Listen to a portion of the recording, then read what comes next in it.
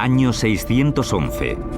En los límites del mundo maya, al sudeste de México, una ciudad llamada Palenque está contra las cuerdas.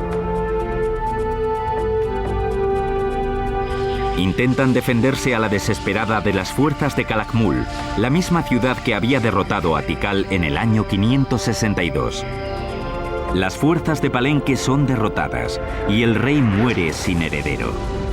Los reyes mayas se consideraban divinos, por lo que su linaje era clave para la supervivencia. El fin de una dinastía solía traer la desgracia. Sin embargo, en ese momento crítico, estaba a punto de empezar una de las campañas de construcción más importantes de la historia maya, en Palenque. Y el rey que la impulsó fue un desconocido hasta mediados del siglo XX. En 1949 se respondieron algunas de las preguntas sobre la misteriosa dinastía de Palenque, cuando el arqueólogo Alberto Ruz L'Huillier realizó excavaciones en este templo de 22 metros de altura, el que ahora conocemos como Templo de las Inscripciones. Y tras esa puerta triangular encontraron una cripta de unos 10 metros de largo y 7 de alto. Y dentro de la cripta, un sarcófago enorme tallado de un solo bloque de caliza.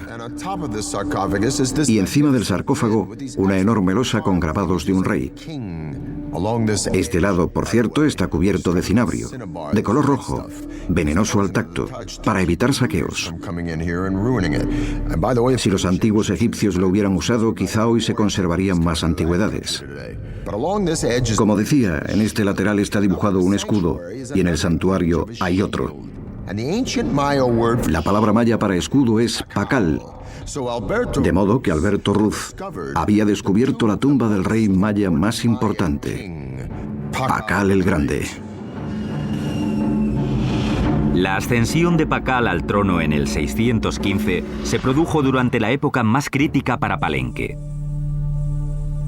Al no haber heredero, los ancianos de Palenque recurrieron a una extraña, a una mujer de la realeza que vivía fuera del reino llamada Sac-Cook. La mujer regresó a Palenque con su hijo adolescente, Pacal. El futuro de Palenque pendía de un hilo cuando el joven fue coronado rey por su madre. Tenía solo 12 años. Ella cuidó del trono durante más de 10 años, hasta que él creció. Mientras crecía, el joven rey Pacal tuvo que divinizarse para legitimar su reinado.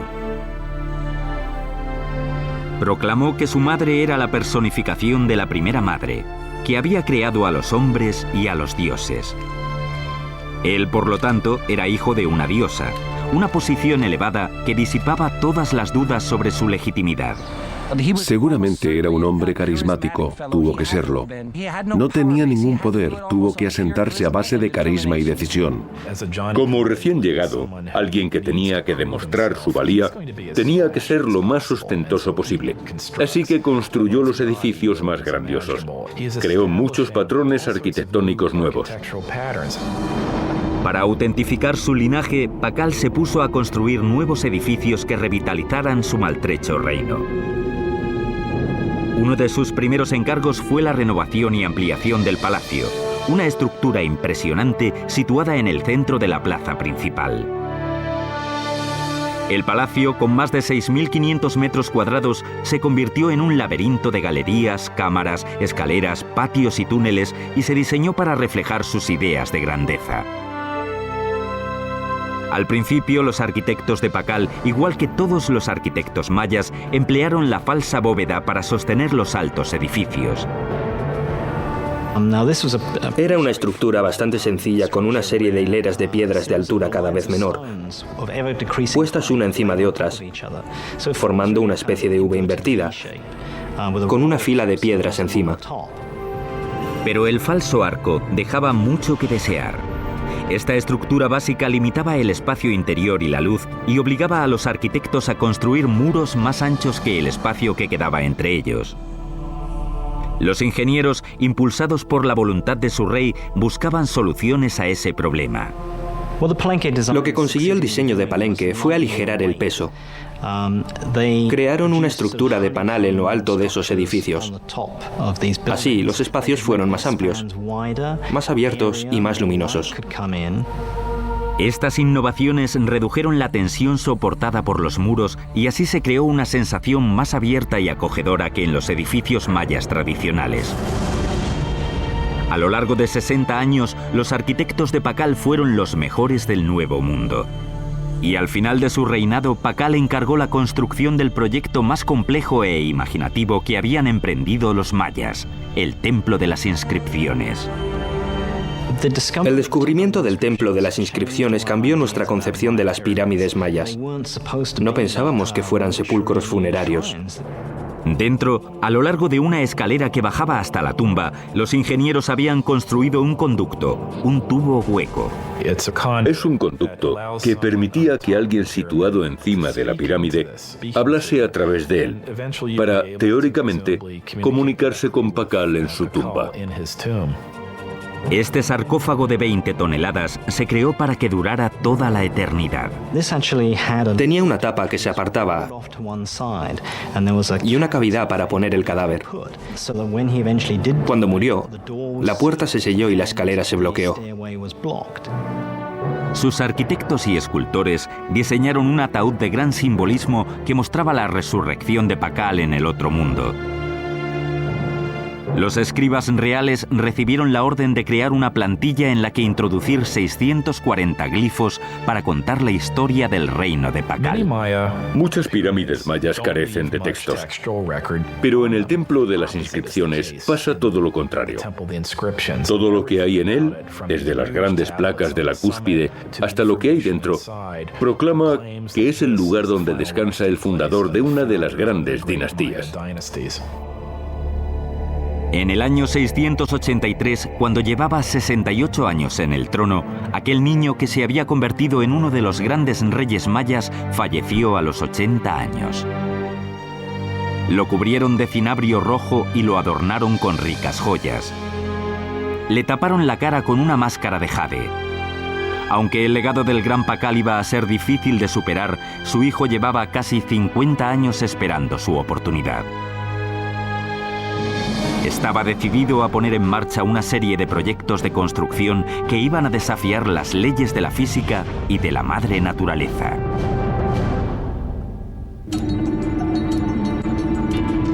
Año 684. El poderoso rey Pakal ha convertido Palenque en una de las capitales mayas más grandiosas de la historia. Tras 68 años en el trono, fue enterrado en una tumba que podría rivalizar con las de los faraones egipcios. Ahora es su hijo quien tiene que engrandecer el legado de su padre y labrarse su propio reinado. Se llamaba Kambalam. Pakal fue el fundador de la dinastía, pero su hijo la consolidó. Se encargó de asegurar la continuidad de esa dinastía. El rey, de 48 años, emprendió inmediatamente la construcción de un complejo de 3 pirámides que sería su legado a la historia.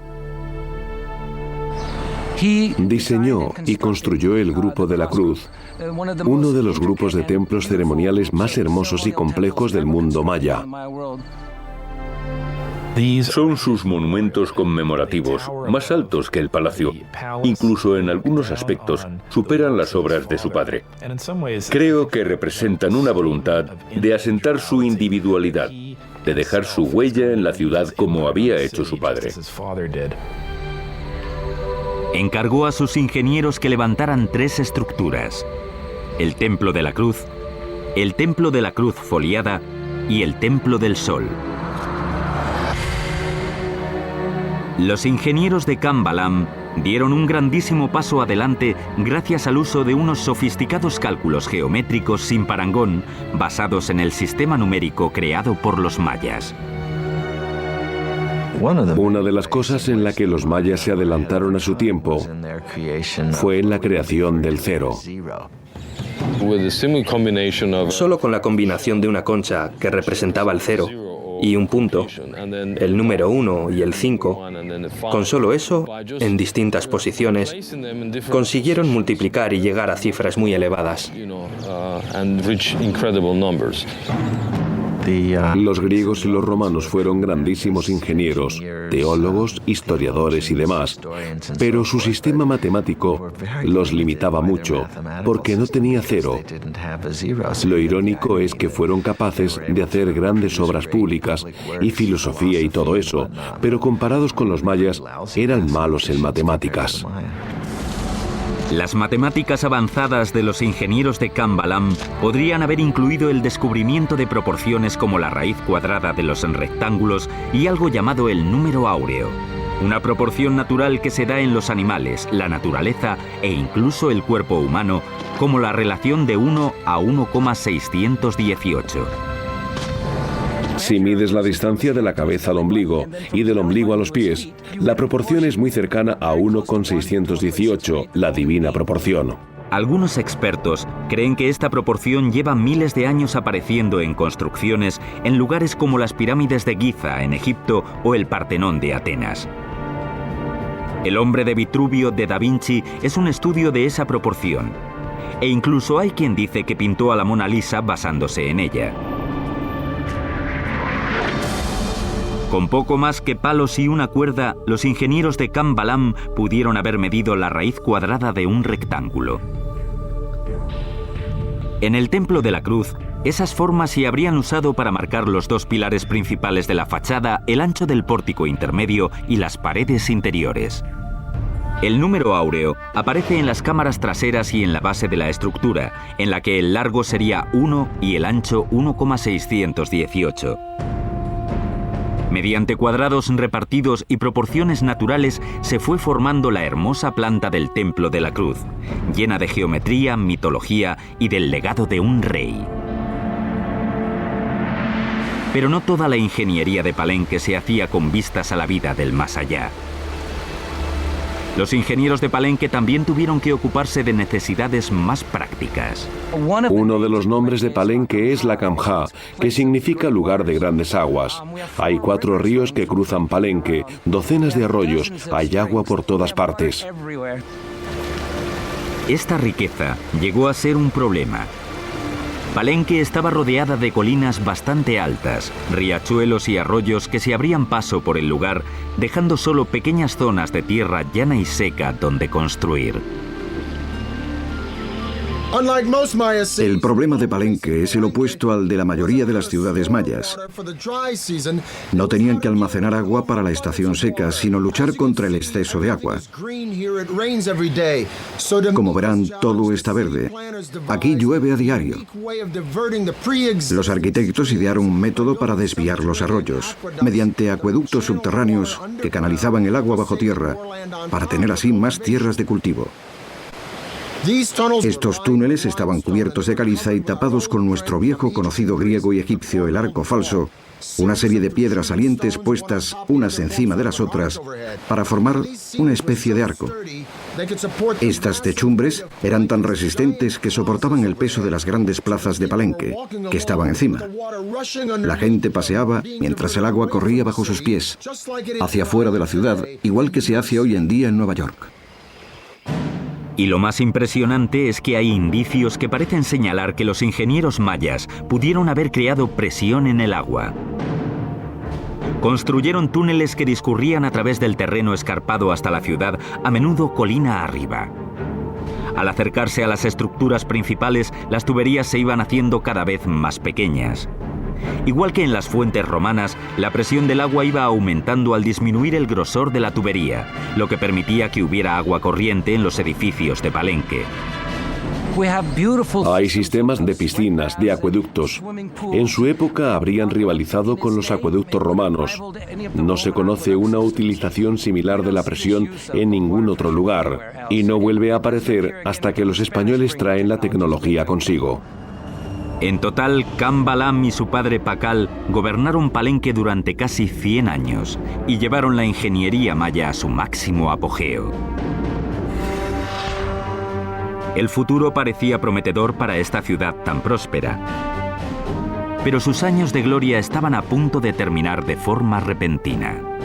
Algo estaba pasando en el mundo maya, algo que iba a provocar la desaparición de las ciudades-estado.